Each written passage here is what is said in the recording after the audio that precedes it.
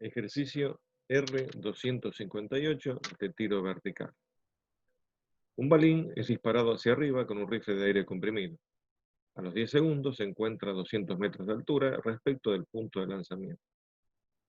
Si no consideramos la resistencia del aire, calcular la velocidad con que la partícula sale del caño del rifle, la velocidad a los 10 segundos y graficar las ecuaciones horarias. Siempre seguimos una determinada metodología. Y dentro de esa metodología, lo primero que hacemos es un esquema. El esquema es fundamental en este caso. ¿Por qué? Porque nos permite interpretar lo siguiente. El balín o el proyectil subirá hasta una determinada altura y después bajará, caerá hasta el piso porque en principio nadie lo va a detener. ¿Qué es interesante en esto, por los datos que nos da el ejercicio? Que no estamos hablando en ningún momento de cuál es la altura máxima. Esa podría ser una segunda, una pregunta distinta a las A y B que tiene el ejercicio. Esa podría ser otra. ¿Está? Acá nos pregunta, otra cosa, nos pregunta ¿qué velocidad, con qué velocidad salió del caño del rifle? ¿Y cuál es la velocidad a los 10 segundos? ¿Sí? Hacemos una lectura más pausada y agregamos los datos. Y esos 10 segundos estarán en alguna altura determinada. ¿Sí? ¿Cuál es esa altura determinada? 200 metros. Ya podemos interpretar que esos 200 metros no son la altura máxima, porque si no lo hubiera dicho el ejercicio. O sea que ese balín va a subir más de 200 metros. ¿Está? Y lo otro que no tenemos claro es si esos 10 segundos son mientras el balín está subiendo o mientras el balín está bajando. ¿Quién nos va a decir ese dato? ¿Quién nos va a dar ese dato? Ese dato lo vamos a obtener cuando calculemos la velocidad a los 10 segundos. En función del signo que nos dé la velocidad, vamos a saber si está en el tramo de subida o en el de bajada ese balín. Por lo tanto, es importantísimo entonces la adopción del sistema de referencia, los signos que ponemos en los datos y este esquemita, la primera interpretación que tenemos que hacer. ¿Por qué? ¿Y por qué es fundamental? Y si tenemos bien interpretado el ejercicio, no vamos a tener ningún inconveniente para llegar a la solución. El problema es que si no lo interpretamos bien, ahí va a ser el problema. Bueno, entonces acá tenemos esto. Entonces no sabemos si la velocidad final nos va a dar positiva o nos va a dar negativa. ¿Con respecto a quién? Con respecto al sistema de referencia. Lo que sí sabemos es que con respecto al eje adoptado, la gravedad es negativa, que es lo que estamos poniendo de esta manera. ¿Sí? Bueno, y estos son los datos del ejercicio. A una determinada altura, o sea, a 200 metros, a los 10 segundos, nos pregunta eso, nos pregunta la velocidad. ¿Sí? A los 10 segundos. Los 10 segundos son o acá, no sabemos todavía. Bien, empezamos a trabajar, copiamos la fórmula de nuestra hojita, tal cual están ahí, porque como estamos hablando de un solo tramo, no nos hace falta manejar otro tipo de subíndices. Después nos fijamos si hay ceros para simplificar. Simplificamos y obtenemos lo siguiente.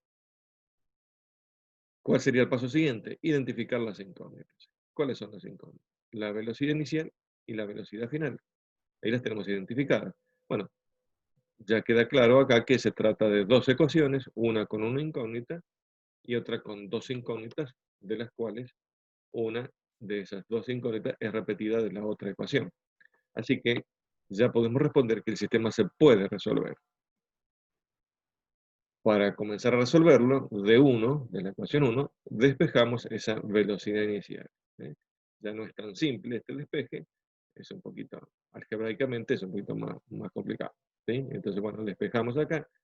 Este término que está sumando va a pasar restando, entonces nos va a quedar i menos un medio de gt cuadrado, y después nos queda el factor t, que está multiplicando a b0, que va a pasar como divisor.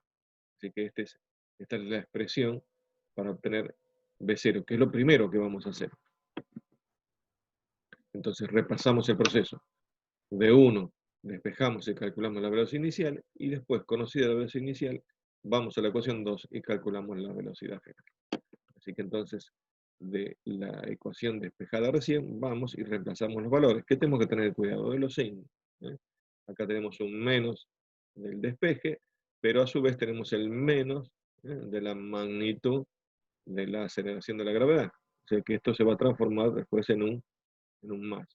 Bueno, efectuamos con la calculadora esta operación y ¿qué llegamos? Llegamos a este valor, 69,05 metros sobre segundo. ¿Esto qué es? La velocidad inicial. ¿Con qué signo nos dio? Positivo. Es totalmente lógico con respecto al sistema de referencia que hemos adoptado. Ahora viene la otra parte, ahora viene la velocidad final. Reemplazamos entonces, ahora ya estamos usando este valor obtenido recién, con el signo correspondiente, es 69,05, la velocidad inicial positiva, más la aceleración, que es negativa, por el tiempo. Bien, ¿esto qué nos va a dar? Esto nos va a dar un valor negativo como resultado. O sea que la velocidad final es negativa. Si la velocidad final es negativa, ¿qué quiere decir? Que en función del esquema que teníamos, ¿cómo está el balín ese? Está justo en el tramo de descenso, está descendiendo. O sea que a los 10 segundos el balín desciende. O sea que ya pasó por su altura máxima. Y ya pasó también por el tiempo que le necesitó para llegar a esa altura máxima. ¿Sí? O sea que ya está descendiendo. O sea que esos 10 segundos ya estamos en la parte del descenso del balín. El resultado final lo expresamos de esta manera, ¿no? Que era lo que nos pedía el ejercicio. ¿Cuál era la velocidad inicial y cuál era la velocidad final? Nosotros las damos en función de nuestro sistema de referencia. Podríamos haber dicho, bueno, la velocidad final, la velocidad inicial tiene un valor de 69,05 metros sobre segundo hacia arriba.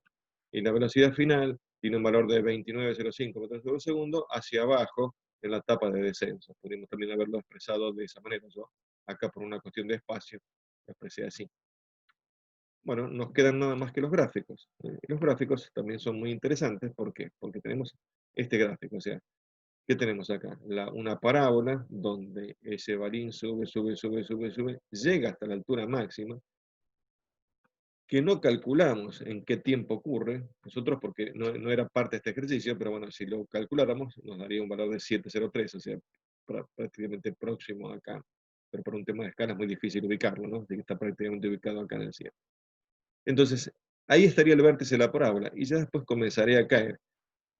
¿Qué nos pide? A los 10 segundos, bueno, a los 10 segundos estaría a esta altura, acá. ¿A qué altura? A 200 metros.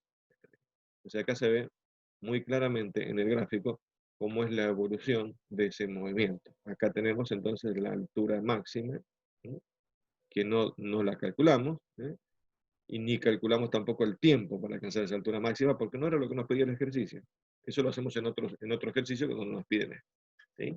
Y después, si tenemos un ejercicio que nos piden la velocidad inicial, la velocidad final y después la altura máxima, bueno, tenemos que resolver ese ejercicio como en dos tramos, utilizando lo que vamos viendo.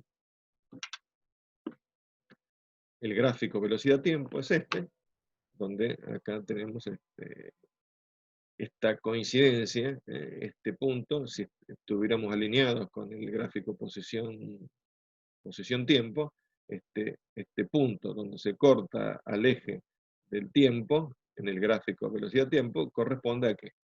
Corresponde al vértice de la parábola. ¿Sí? Bien. Y después tenemos el gráfico de aceleración. Como resumen, podemos decir lo siguiente. ¿Qué teníamos como dato? Teníamos una altura determinada y el tiempo, sabiendo que la velocidad final era distinta de cero. ¿Por qué? Y porque nos dice que nos pide calcularla, esa velocidad final, pero nos dice que es la velocidad para la altura máxima. Entonces, esa velocidad es distinta de cero. ¿Y qué nos pedía calcular? Velocidad inicial y velocidad final. ¿Cómo lo resolvimos? Con dos ecuaciones, una con una incógnita y otra con dos incógnitas, pero una de ellas era repetida.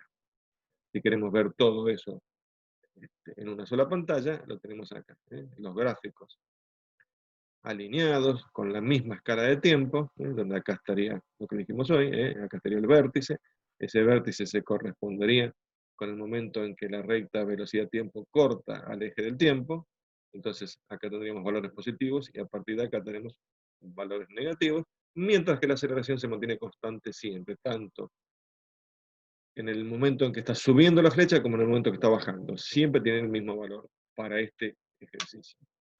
¿Por qué? Porque ¿de qué depende?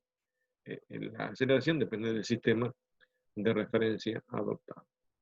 Esta es la tabla de valores donde se puede ver justamente eso, cómo acá fue La velocidad, cómo fue creciendo, creciendo, creciendo, creciendo. Recuerda que acá en 703 tendríamos el punto máximo, no sabemos cuál es el valor porque no lo tenemos exactamente en 703, pero después, ¿qué pasa? Empieza a descender, fíjense que acá ya empieza a descender, desciende, desciende hasta los 200 metros. ¿Y qué pasó con la velocidad? La velocidad desciende, desciende, desciende, desciende, hasta que en 703 se haría cero, y después comienza a aumentar, pero ahora con valores negativos, o sea, con signo contrario al que tenía. Comienza a aumentar, pero con signo contrario al que tenía. Y lo vemos de esta manera. Mientras que la aceleración es constante. Bien, de esta manera finalizamos.